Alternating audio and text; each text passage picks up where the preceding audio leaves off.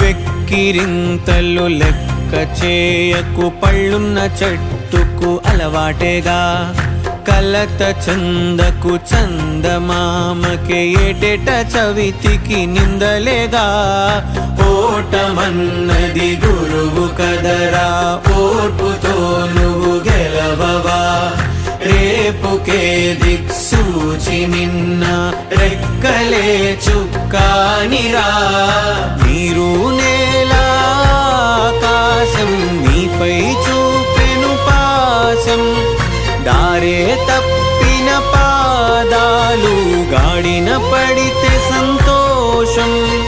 తరతరాల చెమట చుక్కలు లాల పోసెను భూమికే. బాధ్యతగా కొనసాగినాదో నైవేద్యమేగా స్వామికే.